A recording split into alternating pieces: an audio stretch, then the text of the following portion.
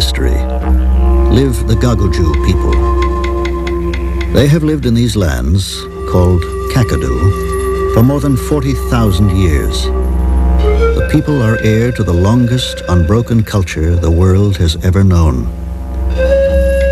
Throughout their history, the Gagoju have lived in harmony with their environment. To them, man, animals, plants, and the earth itself are as one. They are all manifestations of a single life force.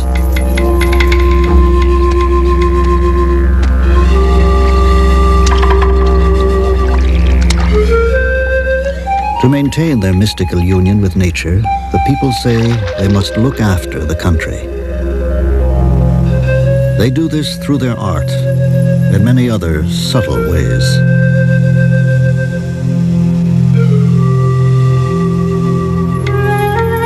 Only the wise and fully initiated elders know how to look after the country. They are the custodians of the land and the traditions. But there are only a few of them now.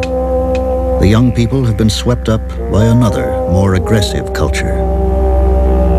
This is the story of Kakadu, as seen through the eyes of its last traditional inhabitants. A story that opens a window on a very different perception of life.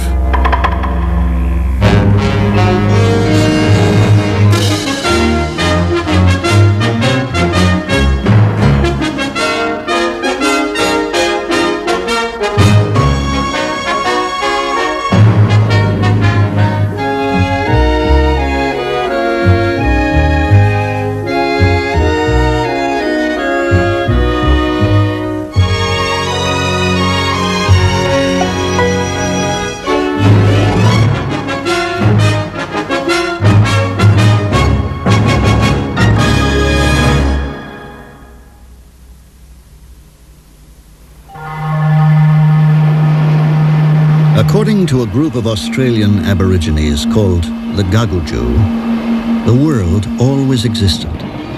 But long ago, before the dream time, it had no shape. Then, at the beginning of the dream time, the time of Genesis, creator beings came out of the sea to form the land and to create life.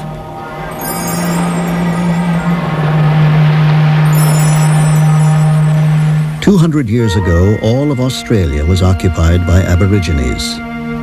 But now only a few groups remain on their traditional lands. The Gagoju is one of these. The land on which they live is called Kakadu. It belongs to the Aborigines and is managed on their behalf as a national park. Kakadu is dominated by a sandstone escarpment which towers over extensive wetlands and eucalypt woodlands.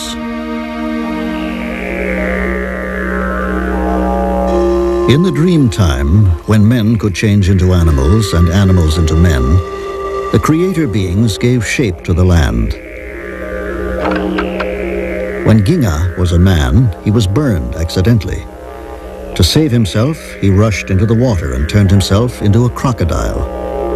To this day, his back is covered with blister-like lumps. Ginga then turned himself to stone, and all his nodules and lumps became part of the landscape. Gandagich, the ancestral kangaroo, traveled through Kakadu making mounds of stones and hollowing out depressions. The land so created was bountiful and provided the people with all their spiritual and material needs.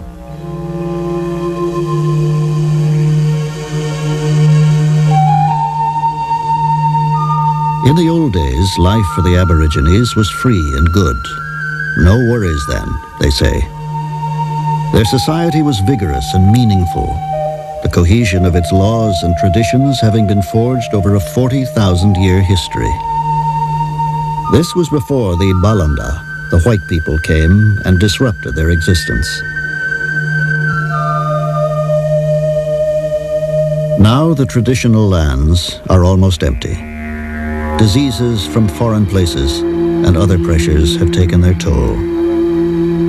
Few people still live in the wilds of Kakadu. But in the rock shelters where the Gagoju once lived, places that rang with their laughter and reverberated with the drone of didgeridoos, their culture lives on in luminous paintings of hunters, animals, and dangerous spirits.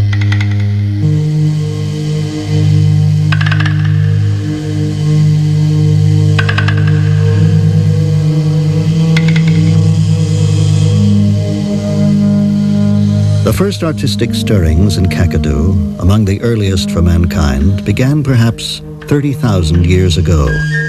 These paintings are impressions of grasses, hands, or other objects.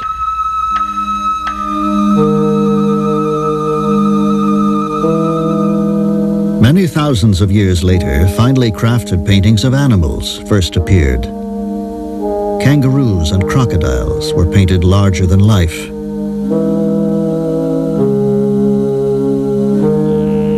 Delicate images depicting vigorous action followed. A man stalks an emu from behind the cover of a bundle of grass. He spears the giant bird, which cries out as it is mortally wounded. Present-day Aborigines do not relate to the early paintings. They say these were made by the friendly Mimi spirits, and that over the millennia the Mimis taught the people to paint, but in a different style, one that shows the animal's bones and internal organs. It is known as the X-ray style.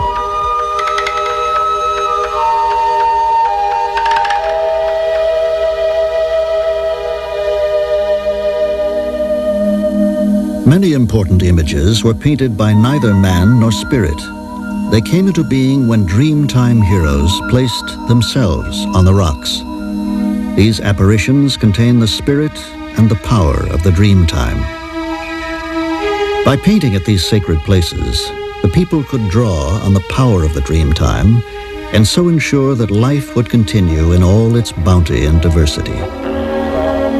Extensive galleries were fashioned, where generations of artists painted layer upon layer of figures. Deep in the bush, they created some of the world's greatest art treasures.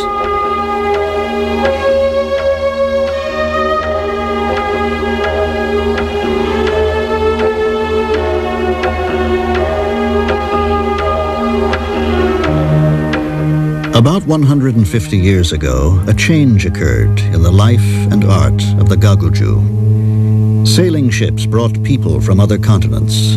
These people penetrated the Gagoju's land on horseback.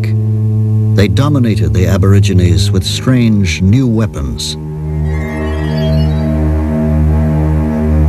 And soon, say the Gagoju, these strangers, standing with hands in pockets, told us what to do.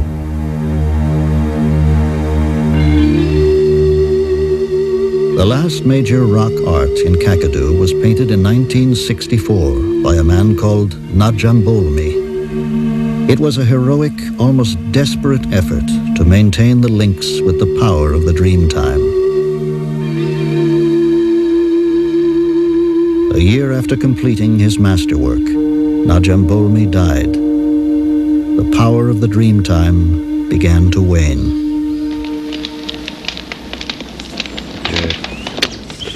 You know what I said in a cave over there, that painting? 3 buses worry. The custody of the land and the culture rests on the shoulders of a small group of elderly men. They alone know the laws and traditions. None of this knowledge is written down, and it survives only in the minds of these few.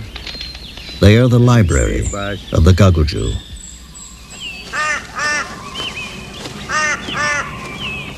Big Bill Naiji is the philosopher. He is concerned with matters of the spirit and the totality of Aboriginal law.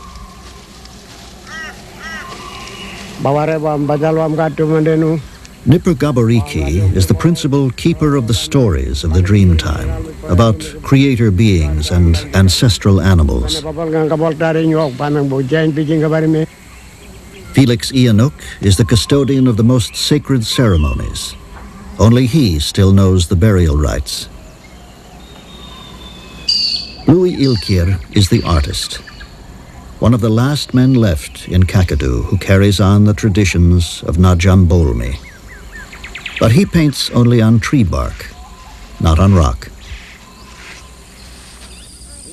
A new generation of Gagoju has come of age, but most grew up away from their culture. Naiji's son, Jonathan Yaramana, is one of the few who has returned to learn about Aboriginal law and to assume custodianship. In the modern world, he is doing it in two ways: as a Gagoju, following tribal law, and as a park ranger.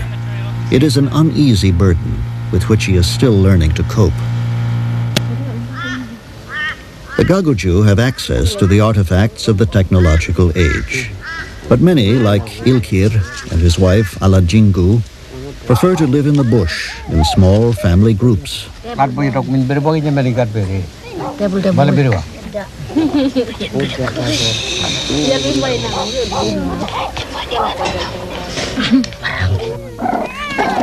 Ilkir gathers all the materials for his paintings from the bush around him.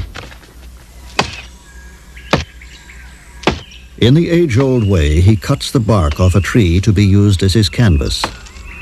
The only difference is in the axe he uses. Its head is made of steel, where once it would have been made of stone.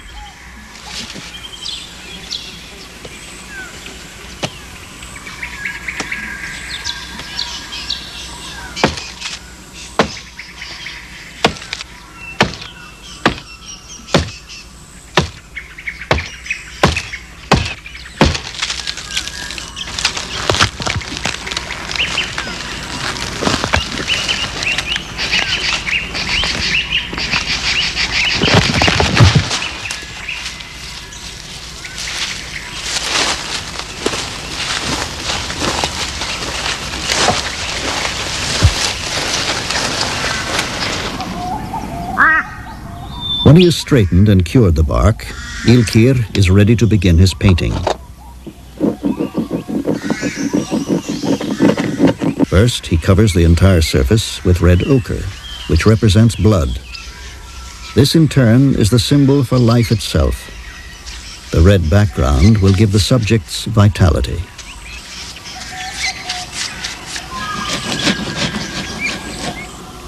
The very act of painting connects the artist with the powers of the dream time. He draws on these powers to ensure that the animals he paints will always be there in abundance.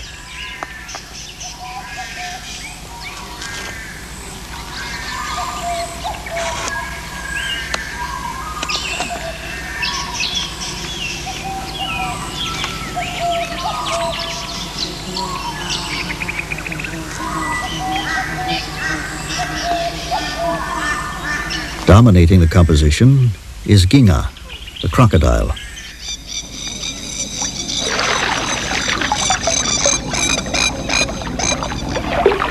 The saltwater crocodile is the largest animal in Kakadu and the only really dangerous one. He is a man-eater.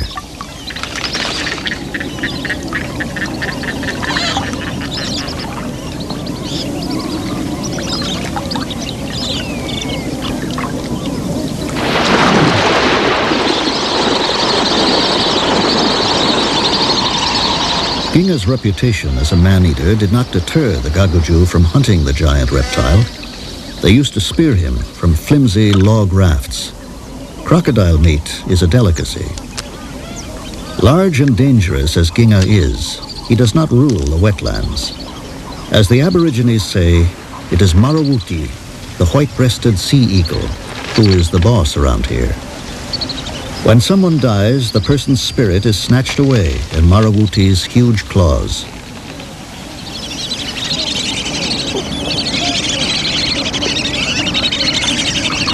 Marawuti's kingdom is one of the richest habitats, vibrant with life and drama.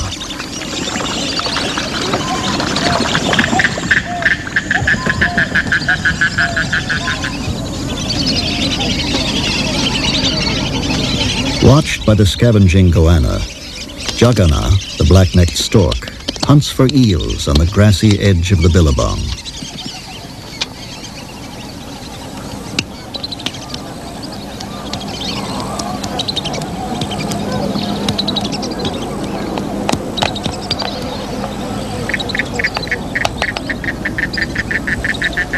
But for sheer hunting prowess, none can match Marawuti.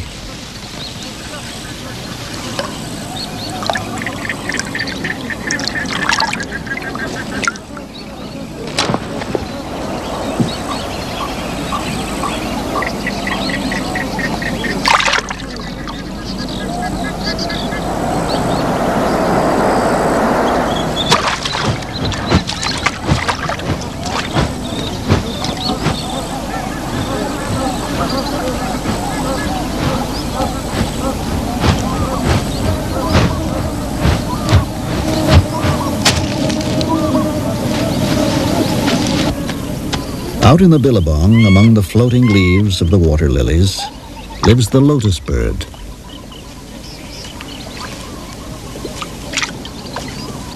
The male lotus bird incubates the eggs and raises the chicks on his own.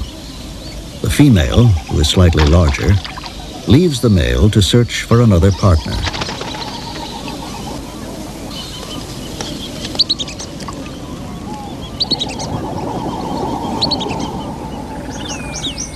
Four weeks after the last egg was laid, the chicks hatch.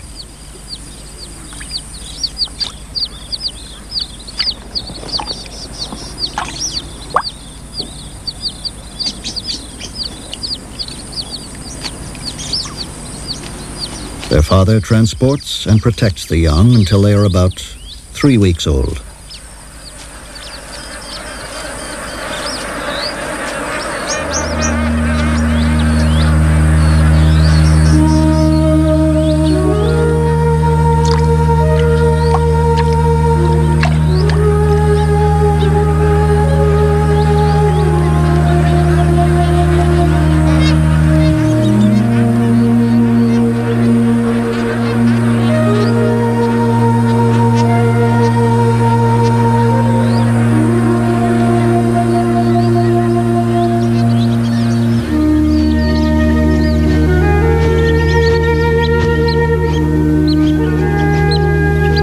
Marawuti's kingdom is not restricted to the billabongs and floodplain.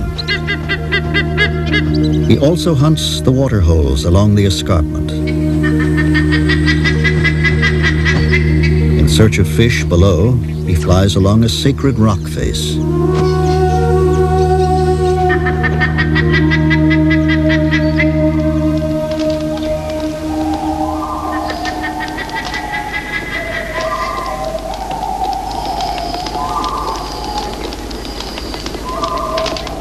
Custodian of this sacred place is Nipper Gabariki. As a fully initiated Gaguju man, it is his duty to look after it. With him is Mini Gapindi.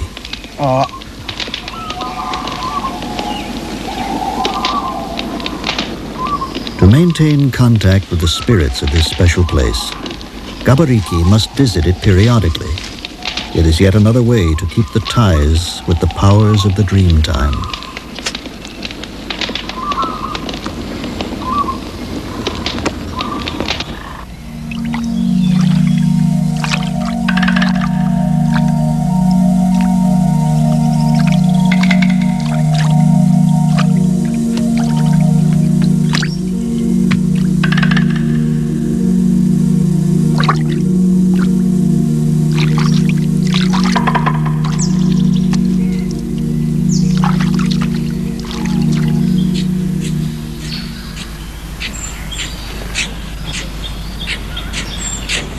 Mini Gapindi has set off in search of food.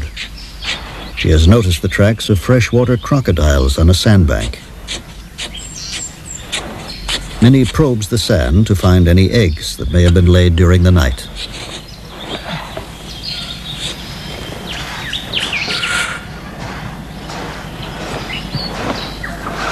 The Aborigines' knowledge of the country is so detailed, and the edible plants and animals are so plentiful, that only a few hours each day need be spent to find enough to eat.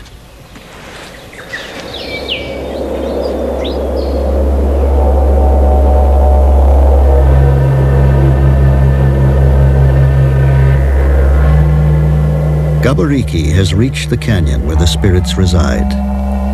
Although he has never seen them, he can feel them watching from from caves and crevices.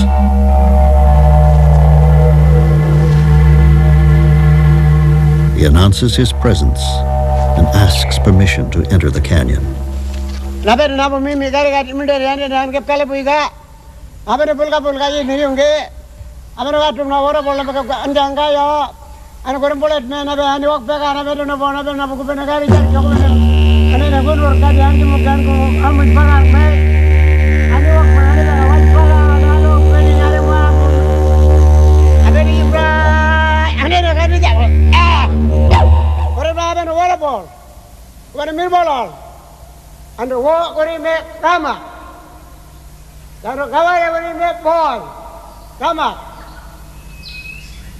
Gabariki's spirit has touched those of the dream time.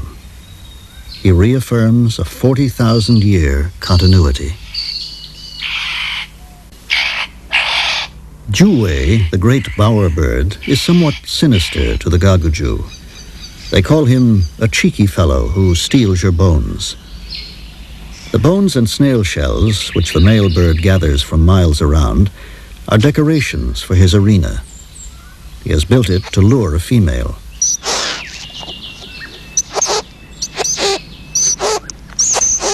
When a female comes to his bower, the male uses many ploys to impress her, even enhancing his presence by displaying his ornaments.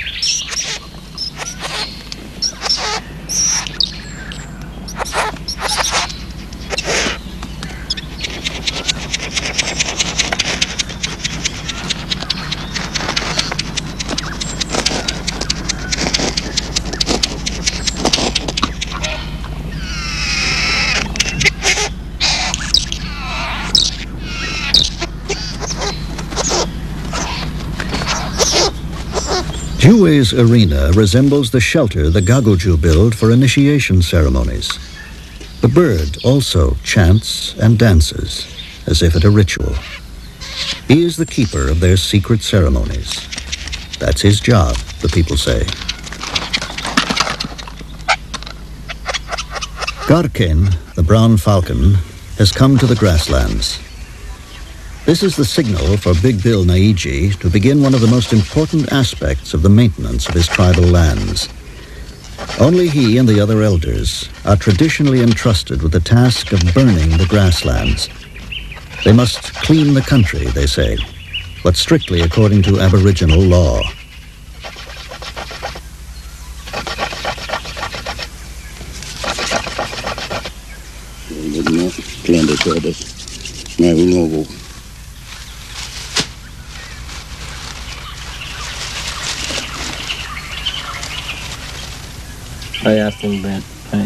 Bill's son, Jonathan Yaramana, has come to learn just how and when the fires may be lit.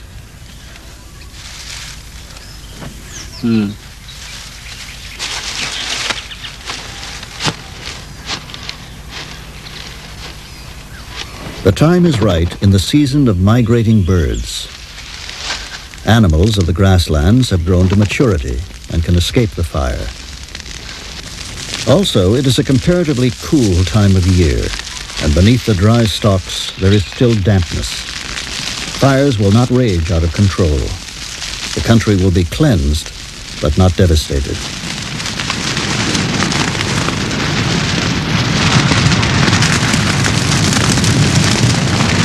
If the laws about burning are broken and fires are set later in the season of heat and dryness, there would be great loss of life.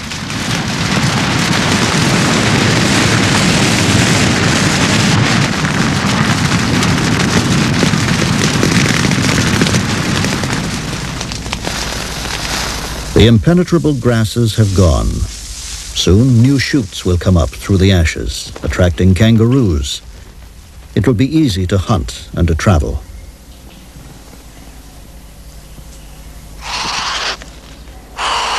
Juwe has been unlucky. His laboriously built bower was destroyed in the fire.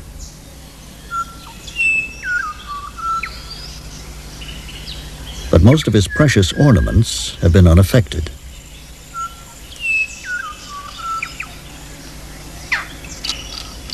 The day after the fire, he begins to rebuild.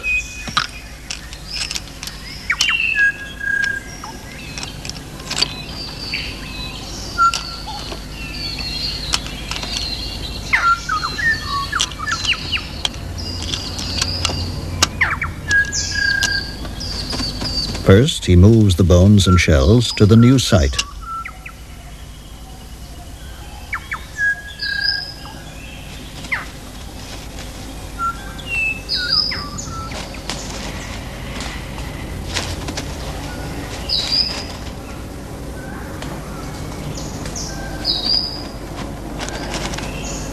After putting down a mat of small sticks, he places the first uprights in position.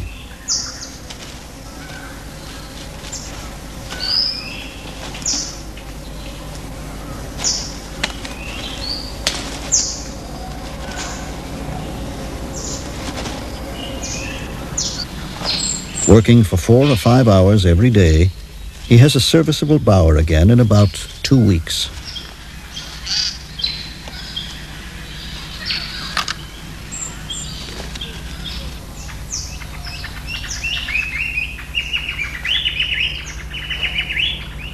Gundamen, the frilled lizard, is an example to all who would disobey Aboriginal law. When he was a man, he was smooth and sleek. But at a sacred ceremony, Gundamen did not listen and performed the wrong rituals. The elders punished him by changing him into a lizard and said he would be thin with a funny-looking loose skin for all time. They said, "You spoiled the ceremony, and people will see you like that forever and ever."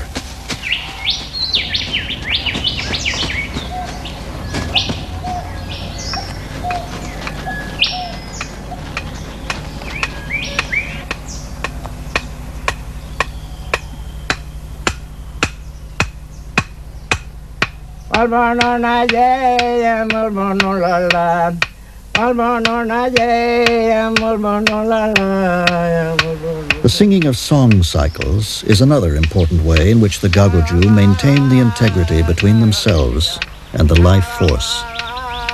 Felix Ionuk sings the cycle about one of the principal creator beings, Injuanjua. Ionuk is the only one who still knows these songs. He said this would probably be the last time that he would ever sing them. Long ago, at the beginning of the dream time, Injuanjua lived in a cave where he painted his own image on the wall. He came across the river, over the plains and billabongs. In his travels, he gave shape to the land, brought important ceremonies, and showed the people what animals to hunt.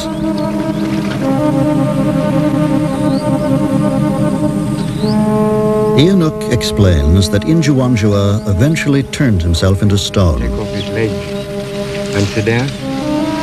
And when they start walk away, He says, Injuanjua walks down here and turns himself into stone. That stone there, that's Injuanjua. This rock is the embodiment of the creator being and is the focus of the life force.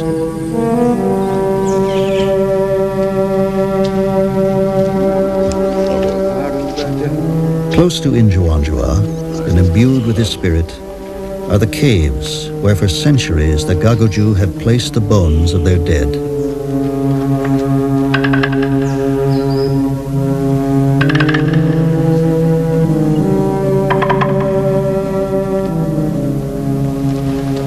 One of them finger come like that. Ionuk is the only person who still knows the Gagoju's complete burial rites. He explains how the people painted themselves and then carried the bones of the dead to the caves. The two elders are filled with an ineffable sadness as they see their culture slip away. No newly initiated men are following behind them, You bring him up, and only the initiated can be told the secret rites. go up there, take the bone, just put him in his top. And they say, goodbye. I go home, come back. Ionuk says, sometimes I sit down and think about myself, and I cry before I go to sleep That's the end of the song. because I am very sorry nobody is coming after us. And when we die, Bill and me, they got to bring our bones right back here to this cave. so our spirit can join Injuanjua and our dream time.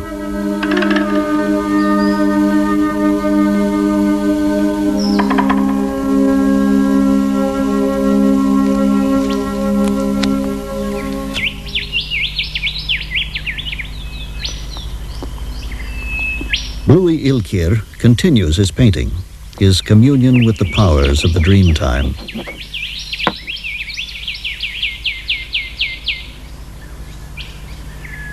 Kangaroos and wallabies are particularly important to the Aborigines. The giant ancestral kangaroo, similar to the one Ilkir is painting, made prominent landforms and gave the people important ceremonies.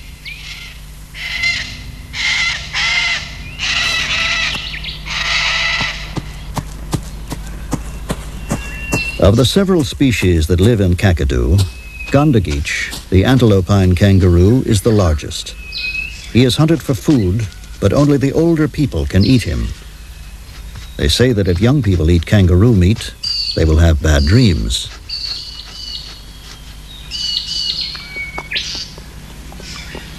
These kangaroos live in small social groups and are usually gentle and affectionate. Their smaller neighbor, Gonobolo, the agile wallaby, is more aggressive.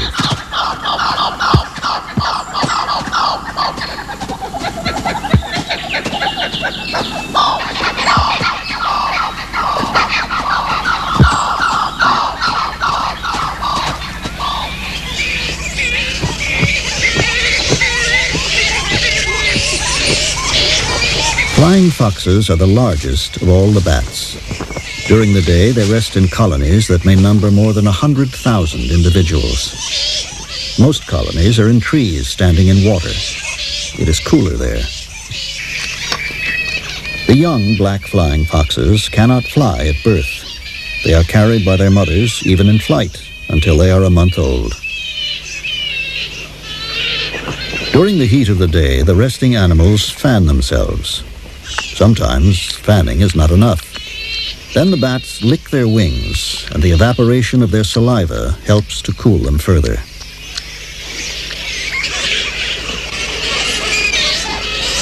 When they are ready to take off, they climb to the highest points in the roost trees.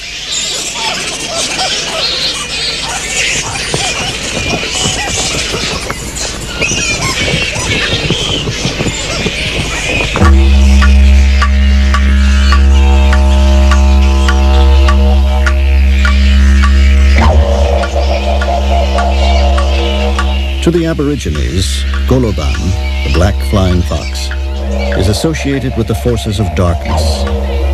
Medicine men, who are held in high regard, are also sorcerers. They are often called flying foxmen.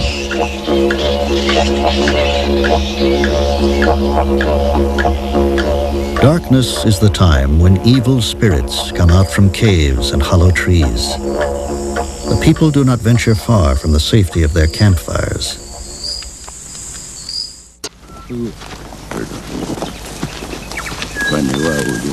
Whenever he has a spare moment, Jonathan Yaramarna goes out to his ancestral lands to learn as much as he can from his father. Today, the two visit Hawk Dreaming, a sacred site where the spirit of Garkane, the brown falcon, resides. Bill has difficulty climbing the rock face. This may well be the last time he visits the spirit of Garkane. Bill explains the significance of Hawk Dreaming and shows Jonathan a hand stencil he made when he was about 8 years old and came here with his father. A hand stencil is a kind of signature laying claim to the site, but more in a spiritual than a physical sense.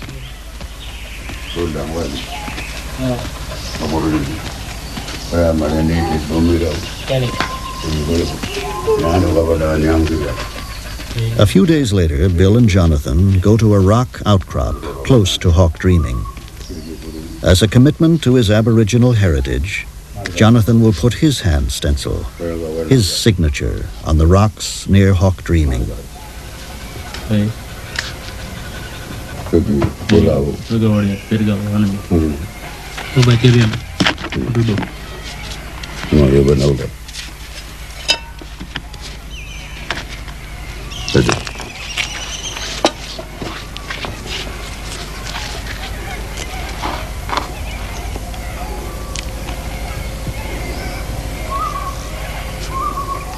Iya.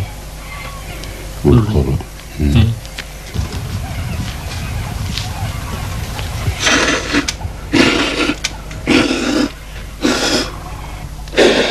Jonathan makes his mark the way Gagoju people have done for thousands of years. The spinifex grass on the rock plateau is dying off, heralding the season of hot winds. Waterfalls are no more than trickles.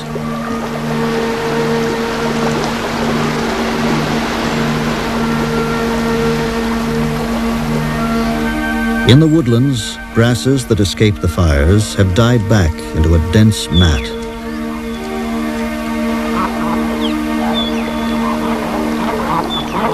The floodplains are reduced to a series of turbid pools. The water turns hot under the burning sun. Barramundi and other fish lie dying in the shallows.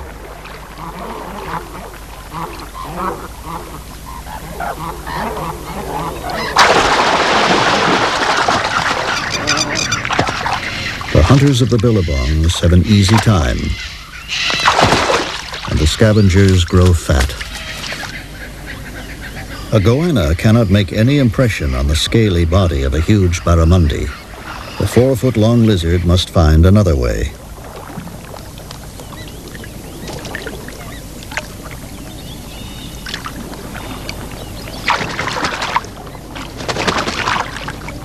Marawuti, the sea eagle, is now able to snare much larger prey than usual. Whistling kites with their smaller beaks and talons cannot penetrate the scales of such a large fish. They wait for Marawuti to do that. Then, with their greater agility and audacity, they snatch the food right out of the eagle's beak.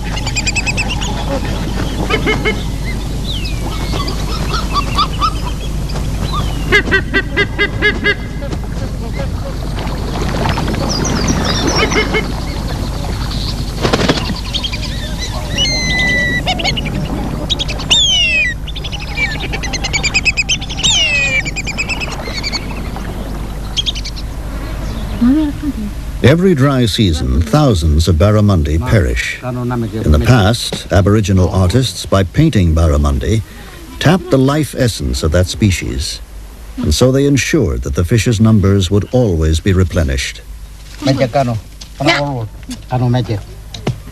Louis continues this timeless tradition. His work of art is now complete. He has drawn on the powers of the dream time, and so the animals he painted will continue to flourish.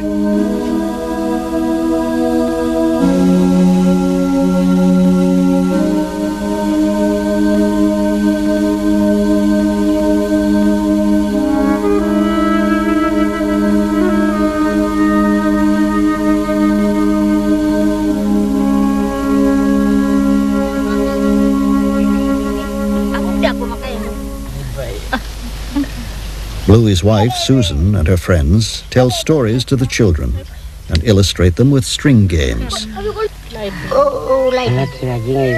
Susan makes a figure appropriate to the season.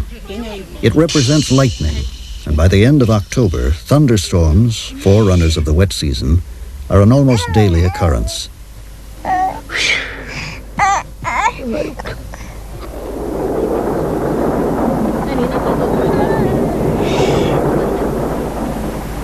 This forest, devastated by a late fire set by lightning, appears to have died, but the rains will soon revive it.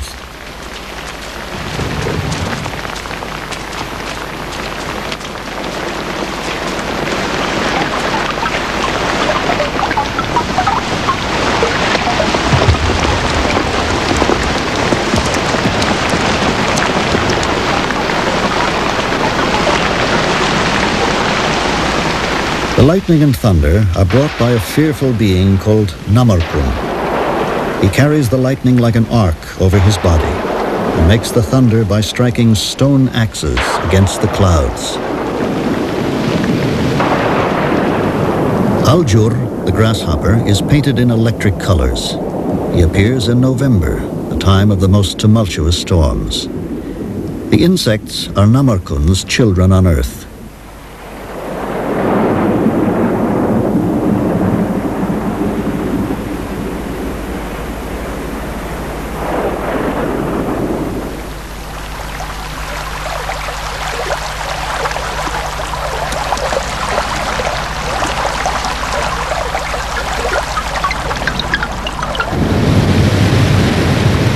The fierce downpours soon replenish the land.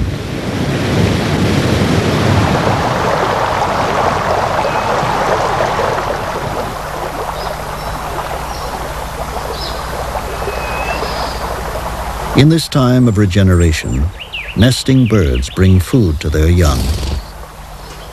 Plants respond quickly. Forests that were charred and blackened are soon green again. Flowers and insects proliferate.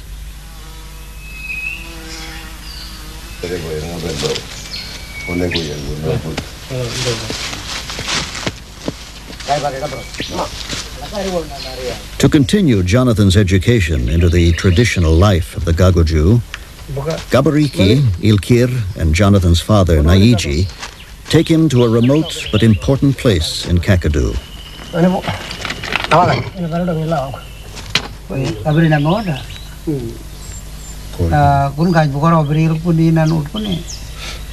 The elders show Jonathan how stone knives and spear points are made, how they are struck off a core rock.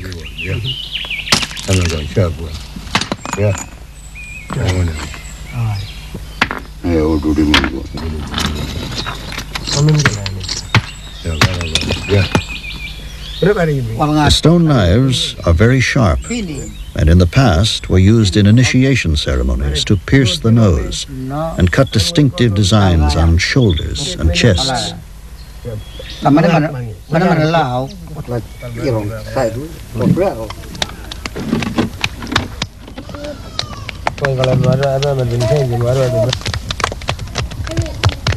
A group of men paint themselves in preparation for a ceremonial dance, a corroboree. Among the Gagoju, there are no longer enough people with the knowledge and skills to perform the ceremonies. This group from neighboring tribes came to help the Gagoju perform their ceremonial obligations. The dancers reenact great deeds and mimic the Dreamtime animals.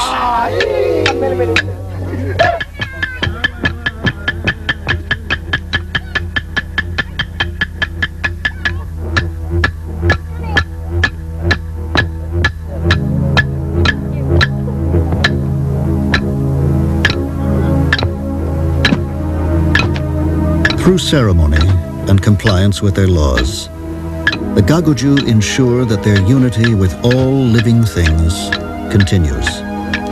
With Marawuti, who rules the floodplains, and with Ginga, who formed the rock country. As long as they look after their country, the life force will endure in all its vigor and bounty.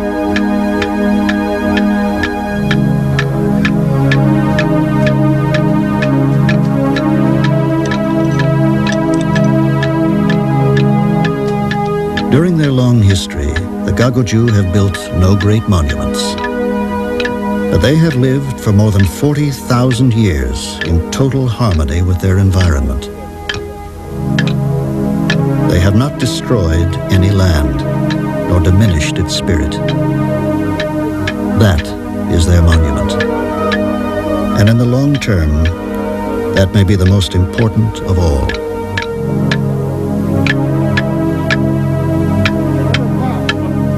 The last of the traditional Gagoju men know everything that remains of their ancient culture. Only they have this knowledge, and they are old now. To the traditional people, the loss of their culture means oblivion. Without their culture, their story, they may survive in the modern world, but there will be no more true Gagoju people.